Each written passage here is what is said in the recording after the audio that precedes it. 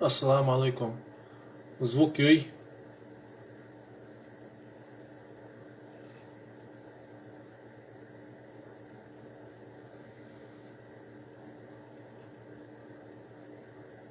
Звук үй.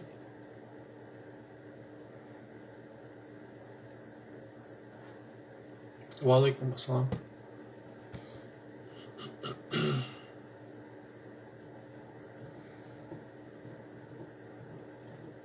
Алхамдулилlah, быстро Масири. Я хочу ответить Руслану Бузуртану. Мне сегодня скинули видео. Я вам сначала покажу это видео.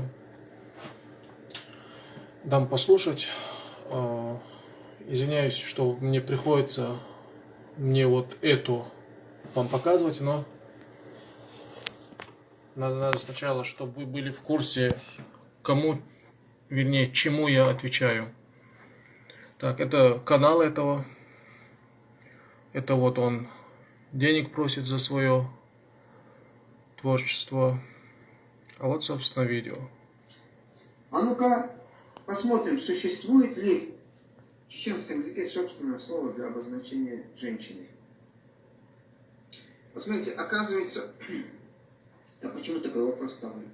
В ингушском языке жена это одно название, сесок, а женщина это концепт. То есть каждый концепт имеет свое выработанное, незаимствованное, древнее, мудрое название.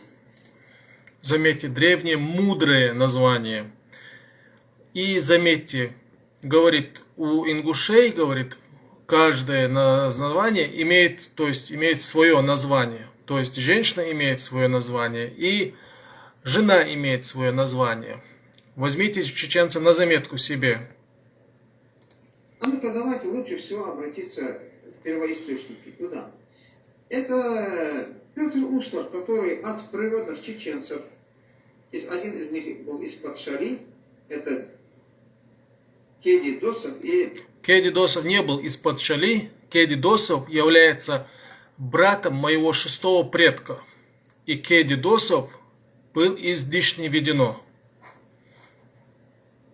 Мулла, видите, одного специально муллу пригласил за деньги, за плату, а второго знатока языка. Откуда он взял, что это за деньги, за плату, это остается нам просто догадываться. Потому что ничем это подтвердить не сможет. Который потом, раньше даже этого самого Услара в Тбилиси издал этот словарик небольшой. Кеди Досов издал в 1861. Смотрите, что он зафиксировал в своем словаре.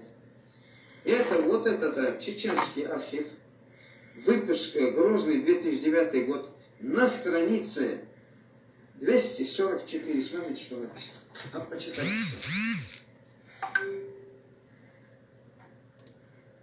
То есть тут зуд. Вот видите, обвел кружком и зуда женщина. Вот это он нам как бы показывает. Давайте я теперь вам зачитаю. Здесь приводится зуд, сука, употребляется также для означения самых различных животных. Например, зуд борс, волчица. Далее, ниже идет сразу зудан, женщина. То есть получается, что он зафиксировал в то время, на середину 19 века, он зафиксировал в чеченском языке производное обозначение женщины в чеченском производное от чего, так и не сказал. языке, производное от зудсука, понимаете? А вот теперь говорит производное, что он говорит, что женщина производная от суки, говорит. Дальше послушаем. Тогда получается наличие собственного слова для обозначения женщины в чешском языке вызывает вопросы. Да, вызывает вопросы. И тут уже, конечно, легче всего обратиться к кому? Легче всего обратиться к лингвисту, который профессионально, или к лингвистам, которые профессионально, вот доктора наук. Навразова, Вагапов. Вот этот Вагапов, это автор этимологического словаря чешского языка. Это Арби Вагапов. Это от прошлого к настоящему очерки по чешской этимологии. Это, название, 2017 год, свежий материал. Здесь на странице 278. Давайте посмотрим, что он приводит. Посмотрите, он приводит что?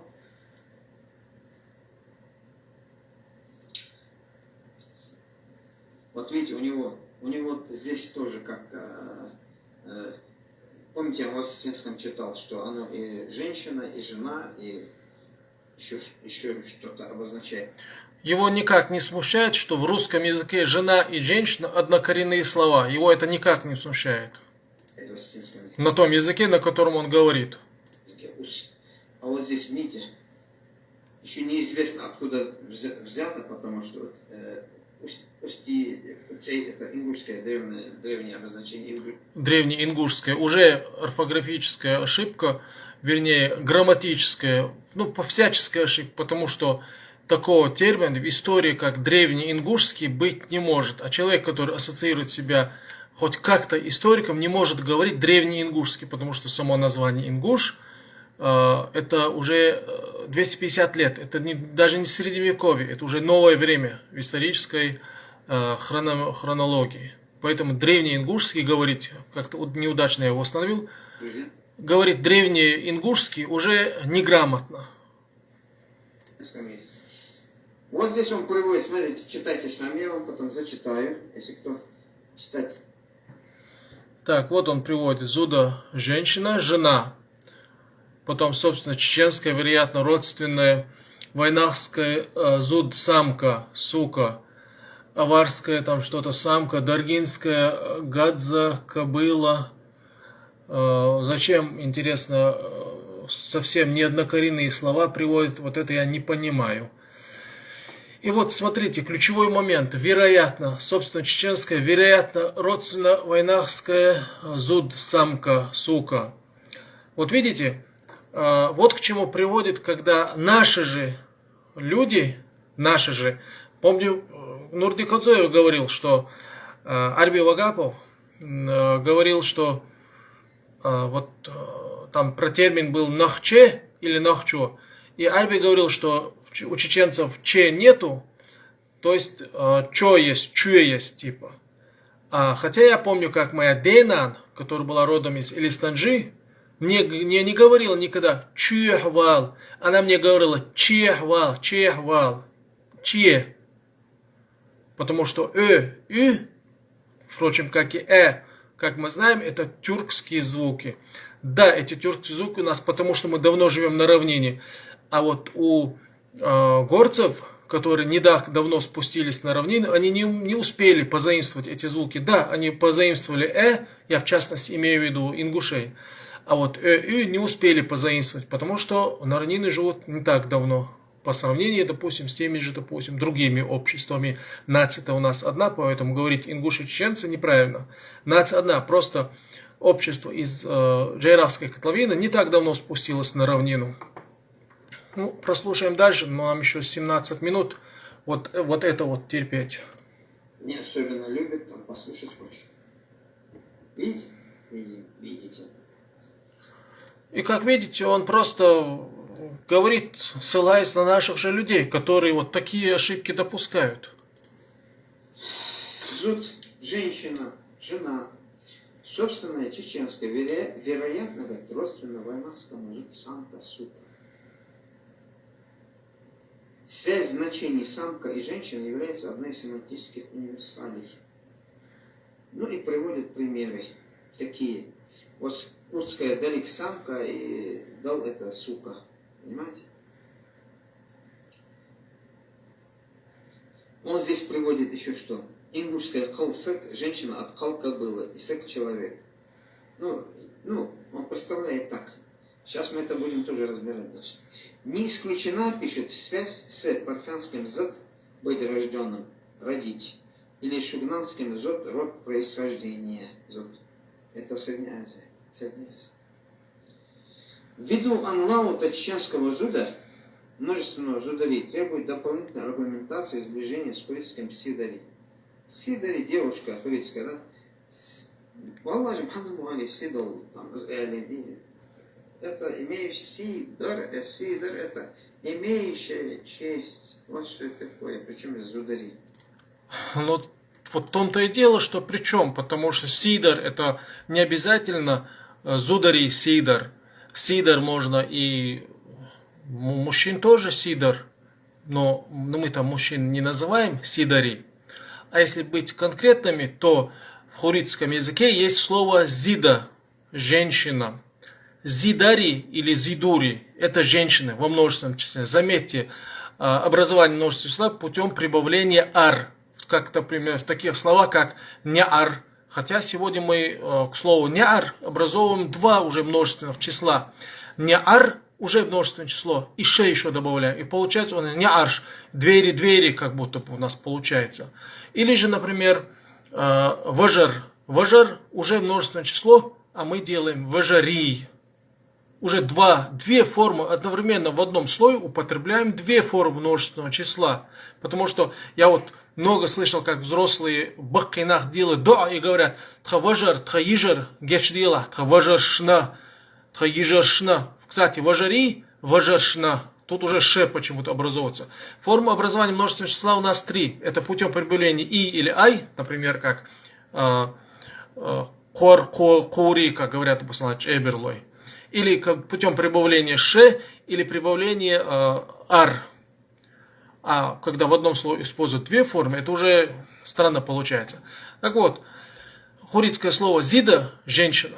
Зидури или зидари – женщины. Это просто хуритские слова. Хорошо, ладно тогда. Он говорит сидар и так далее. Сид, синца маоли, сидар, бахцу. А вот как он тогда объяснит урартское слово, которое не сида, не зида, а именно зуда. Урартское слово зуда, которое означает женщина, девушка, женщина означает. Вот это он, конечно же, такой момент упустил. Далее, не буду забегать вперед, просто прослушаем его. Странные вот эти сопоставления. Он говорит странное сопоставление с хуритским. Он прочитал, кстати, сидари, хотя там читается зидари, потому что з это звонкое согласное, а с это глухой отзвук ее. Это я так своими словами выражаюсь. З это звонкое. Звонкие согласные, они первичнее. Также первичнее, как, например, а и у. Вот эти три гласные, которые первичны, а все остальные гласные идут от них идут. Также звонкие согласные, они первичны. Например, в первичнее, б первичнее, з первичнее, д первичнее. Чтобы вы понимали, звонкие согласные. Зудабер, девочка, собственно, не зудабер, а зудабер, там ребенок, это новое слово уже. чеченское слово. Не урартское происхождение, конечно, зуда это урартское, а бер это ребенок. Сложение основы зуда женщина. Кстати, вот в том же русском языке, например, беременная в корне имеет слово бер. И бер ребенок. Буквально женщина ребенок. Также и таким же. Там вообще имеется в виду просто не буквально это, да, женщина-ребенок, а смысловое это значение, это можно понять, что имеется в виду женщина маленького возраста. Способом, смотрите, говорит, то бишь девочка. Сложено Божий бер. То есть, видимо, ребенок мужского рода. Почему видимо? Он даже не понимает, что это. И так далее. Вот здесь мы с вами почитали, да? Здесь вы с вами почитали. Давайте посмотрим. Вот авторы, вот эти лингвисты, докторы, они указали нам, что ингушская калсык, женщина от калка была, исак человек.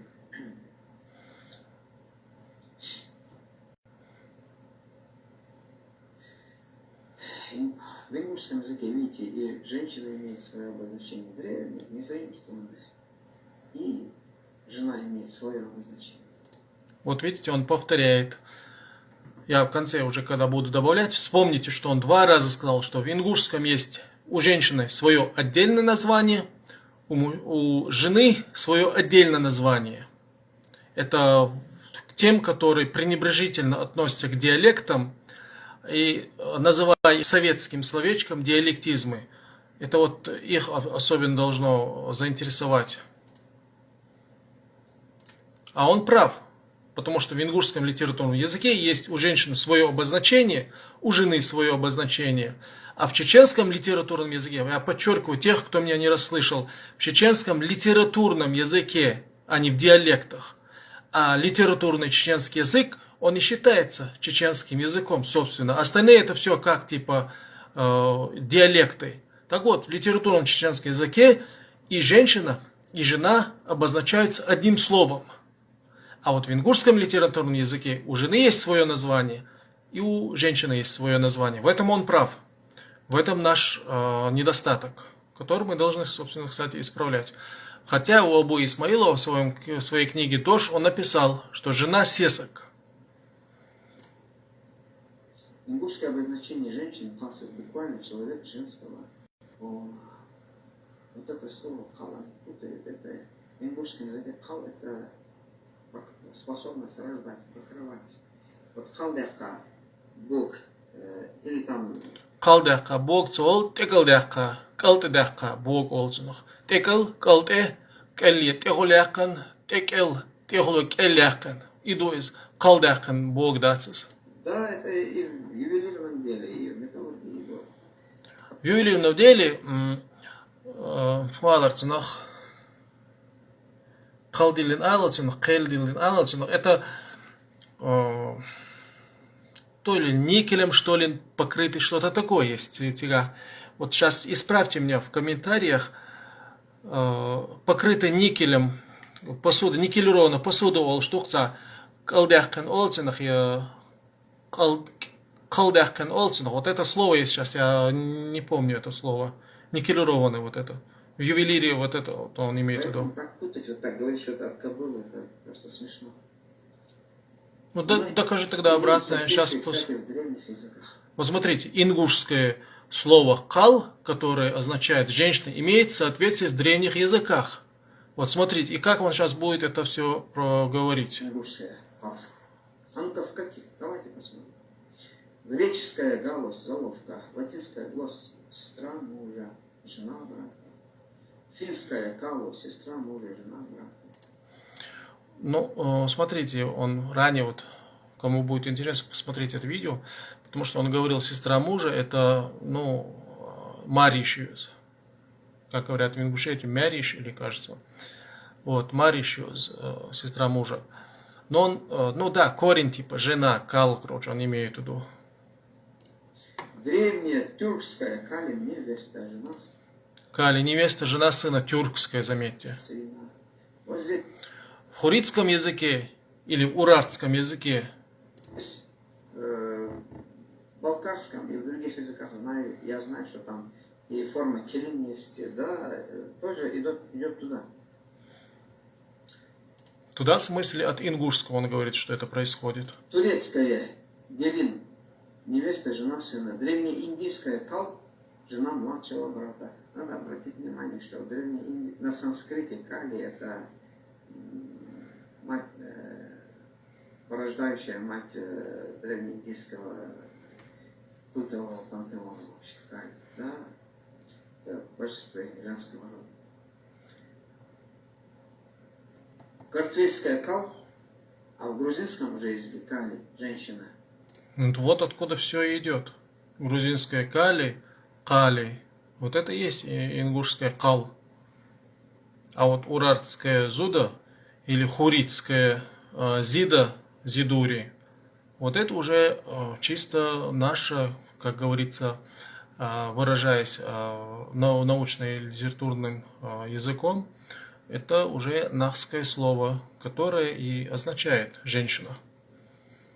Вот сегодняшняя форма в грузинском языке это Калбатон это женщина, которая имеет детей. Древнееврейская кала невеста. Ассиро-вавилонская, то есть шумерская. Откуда у грузин взялось это слово? Откуда у грузин имена, греческие имена, откуда у грузин? И вообще православие откуда у грузин? И вообще корни православия откуда?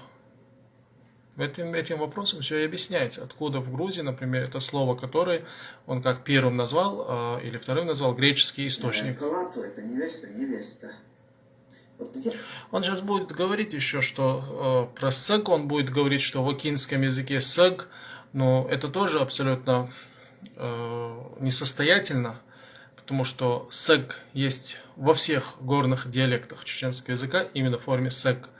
Но следует отметить, что в том же уральском языке слово «мужчина» означает «тага». «Таг». Если вдруг Бузуртанов мне ответит, хотя я сомневаюсь, что он мне ответит, хотя я с ним один раз общался по телефону, он мне сказал написать в WhatsApp. Когда в следующий раз позвонил, он мне так и больше не отвечал. Вот, если он не ответит, если мы пойдем с ним в дискуссию, то у меня есть такой вот козырь, который он никак не сможет опровергнуть. Он говорит, что нету такой формы СТ, просто говорит.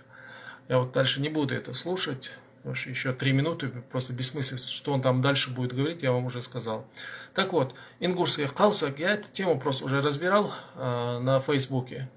Ингушский калсак это саг, а кал это грузинское заимствование, а зуда, как уже я говорил, это уральское, хуритское слово. Вот. Сесок, вот насчет сесока. Тут возникает такой вопрос. Давайте я не буду вам больше его показывать.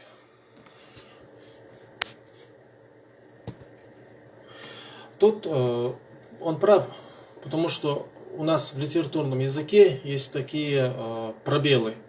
В частности, какие пробелы? Вот у нас, например, из женщина и жена одним словом обозначено. И вот человек, который со стороны смотрит, видит, так, когда сравнивают, допустим, тот же ингушский или чеченский языки, например, говоря, он видит, в чеченском языке так, женщина, жена, все одно слово. В ингушском, есть отдельное слово и жена, есть отдельное слово женщина. Так, в чеченском, так, как у вас будет брат, ваша, а как у вас будет дядя, ваша, а как у вас будет какой-нибудь старшего человеку, как вы обращаетесь, ваша, вы что, к дяде говорите ваша? Да, понятно. Так, ингуш, а ты как говоришь брату? Он говорит ваша. А к дяде как обращаешься? Вот ты. Ага, значит, у ингуша так, понятно. Так, чеченец, как ты говоришь мальчик? Он кант. А как ты говоришь сын? Кант. Ингуш, как ты говоришь мальчик? Канак. Кэнк. А как ты говоришь сын? Во. Вот. Ну все. Ну понятно, ингушский язык, он древний. Вот такой делается вывод автоматически. Почему? Потому что, во-первых, лексика богата.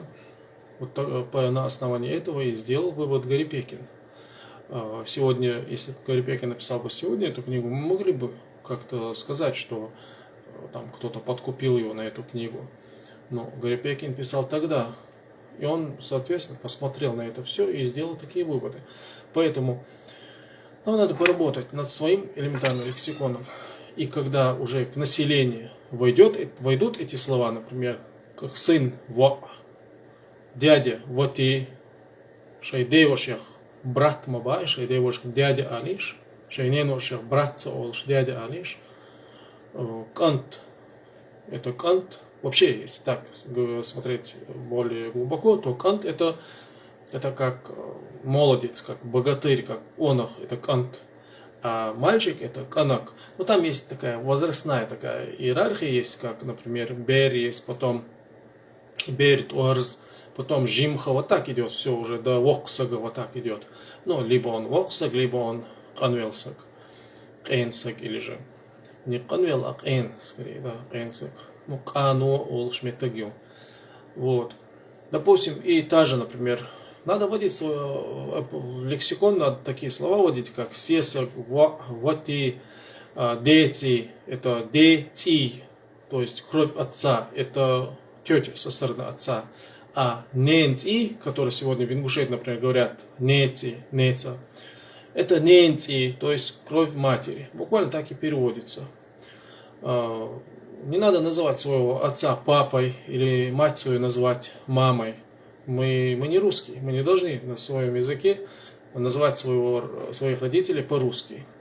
Мы должны их называть. Мать это нани, как и было у нас раньше. А отца называть дада. А как назвать тогда дедушку со стороны отца? Деда. Деда.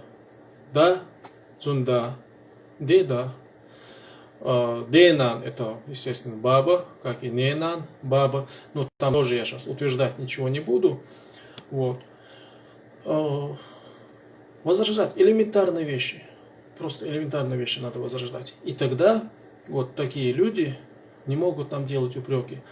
Насчет вот этого, если бы мы не давили бы свои горные диалекты, если бы мы не относились бы к ним пренебрежительно, вот этого не было бы сегодня у нас, такой катастрофы, которая у нас сегодня наблюдается.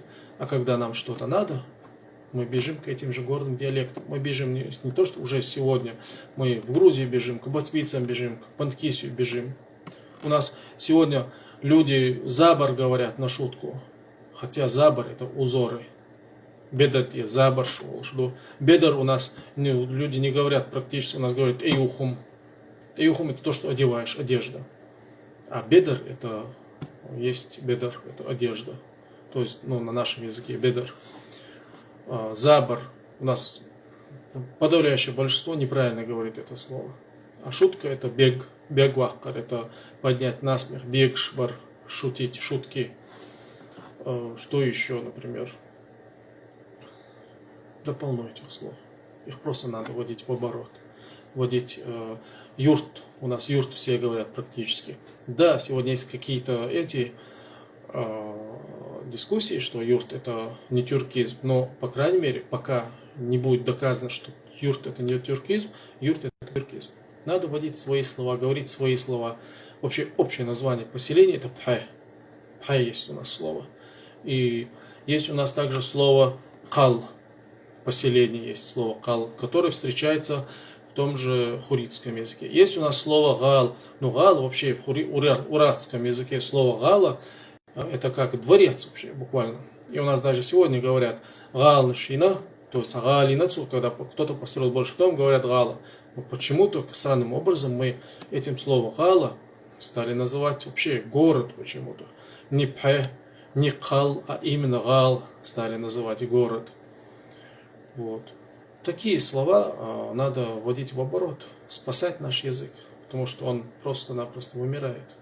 Я помню, когда была дискуссия насчет вах, что какая форма правильно, почему там вах, почему вах.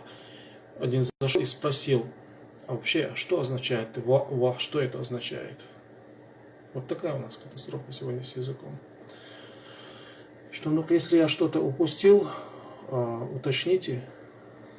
Если у вас есть вопросы, задавайте, я отвечу, постараюсь ответить. Если у кого есть что добавить, добавьте.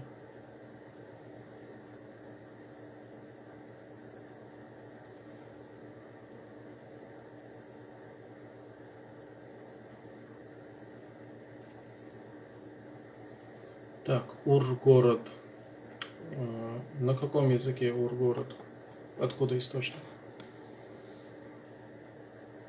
На чуртов в последнее время не пишут. Например, вот в моем родовом селе, я вот недавно, практически, можно сказать, был в этих на кладбищах, там уже пишут, кант пишут, или просто и фамилиями пишут.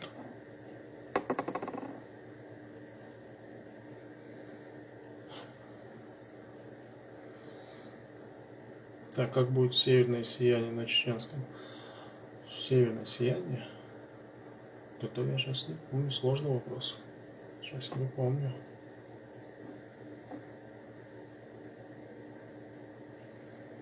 Мы сегодня говорим. Ну, я имею в виду, что в литературном языке нету этих слов. Вот, например, мои племянники меня называют вати, большинство моих племянников. Ну, в литературном языке я же говорю. Эти слова исчезают, слова пропадают. Забор означает узоры.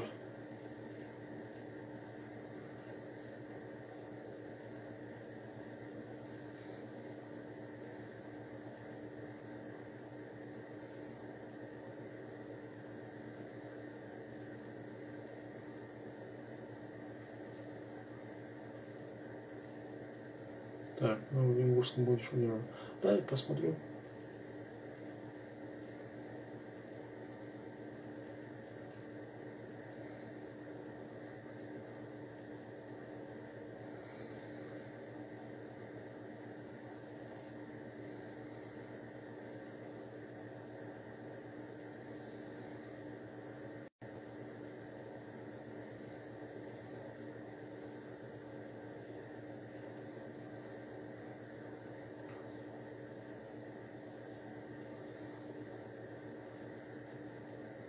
Литературный — это заказ партноменклатуры.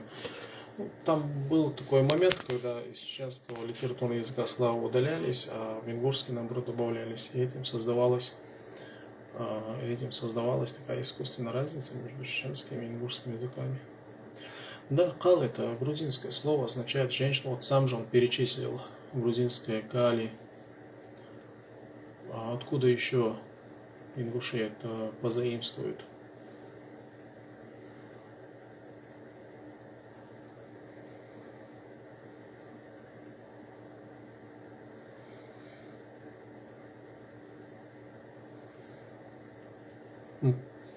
Кэл, есть такое слово, как кобыла, кэл.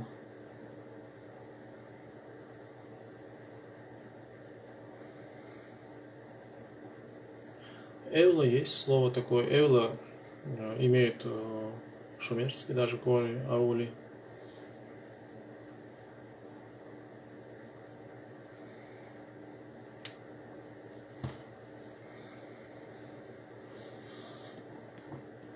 Так, есть у вас что-то добавить?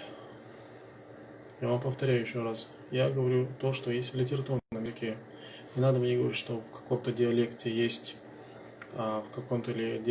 такое слово, что в каком-то диалекте так. Я говорю то, что есть в литературном языке. А литературный язык — это тот язык, который остается. Это тот язык, который официальный. А то, что где-то есть в диалекты, которые сегодня вымирают. Замужняя женщина, сесок. Кстати, хочу вам рассказать одну историю, которую я на Фейсбуке уже рассказывал года 2, что ли, назад. У моего Сожимолш Бакчар Алар Сесок. Да, это вот, смотри, Нажиртовский район, а Курчелойский район, вот ты говоришь, взрослые говорят, а я вот там родом с Веденского района. У моей матери дедушка, его звали Ахмад. И как-то его корова не вернулась вовремя домой. И на следующее утро она вернулась, покусанная. И он вышел во двор и начал разговор с коровой. И он сказал корове: «Айна цаунцабер, сеску я умцалорон, сеску волил боро, сеску хилорон». И достал пистолет и пристрелил эту корову прямо у себя во дворе. И я когда мне это рассказывали, я думал, Сесок, что он так как-то ласкательно к своей жене обращался. Оказывается, Сесок — это жена. И Абу Исмаилова, вот у него в Дош записано это слово как жена, к счастью.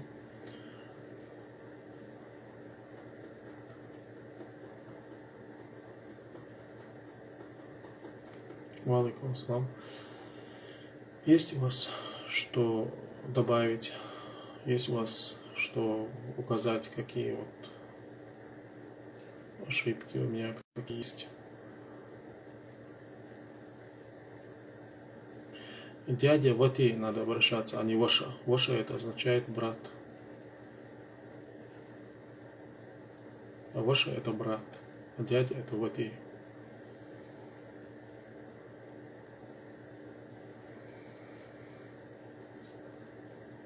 Хусамнан это образно. Хусамнан это хозяйка очага просто. Ну, стия это когда стия вообще имеется женский пол. Стия. И некоторые имамы, когда делают махар, они говорят стия, типа жена.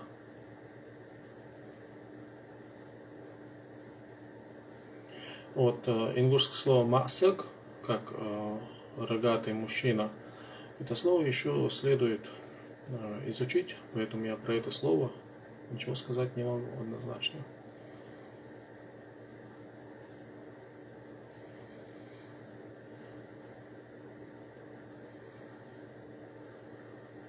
Ну, сесак, да, это как сесак, типа человек женского пола, корень имеет. Но сегодня, видишь, это слово приобрело такое значение. Раз у нас есть такое сочетание, значит... Так, вати ол шаланохш. Да, мы, например, моего отца называли вати.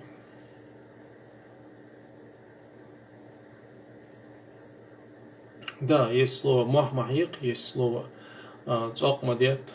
Цокмадет есть слово. Не цок, а цок. Цокмадет ол. Махмахик ол.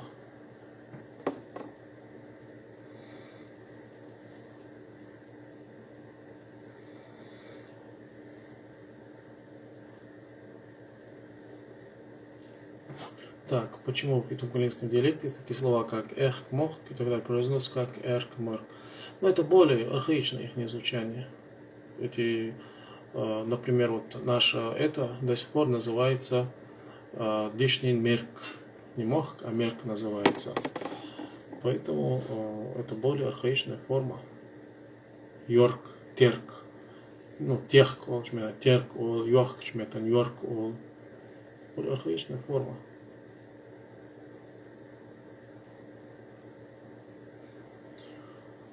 Вот и это на всех диалектах у нас дядя.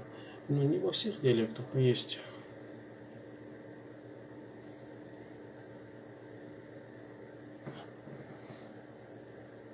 Так, если у вас нету больше вопросов, если у вас нечего добавить, я тогда закончу эфир. И его надо еще загружать на YouTube. Спасибо за участие, спасибо за вопросы. Я дал борца был. Когда я вот закончу разбор с Идрисом Авадием, я возьмусь за этот персонаж. С ним будет повеселее, потому что у него очень много ошибок.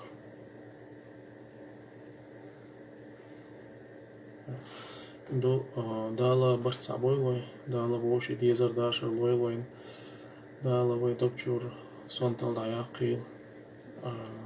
Читайте. Я вот как раз хотел загрузить видео про пользу чтения, вот одно арабское видео. Масана Хелдзура. Читайте, учитесь. Аудал Махил, Сонт Махил. Мой диалект самый верный, Мабах. Нету самого верного диалекта, все диалекты верны. Мы и так говорим, значит это верно, Мабах. Не обязательно, если вы так говорите, что это верное. Много ошибок у нас в диалектах, много ошибок, в селах много ошибок. Мы элементарно до сих пор думали, что ахар это ягненок, ахар это вообще овца или корова, которая еще не телилась, не окатывалась. Такие ошибки у нас есть страшные в языке, которые надо исправлять. Я пишу словарь, не знаю, когда он выйдет. Люди есть, которые помогут его выпустить. Просто дело в том, что не собран он. Каждое слово приходится фильтровать, каждое слово приходится разбирать. Вот, поэтому ни в коем случае не откидывайте горные диалекты. В горных диалектах есть наш язык.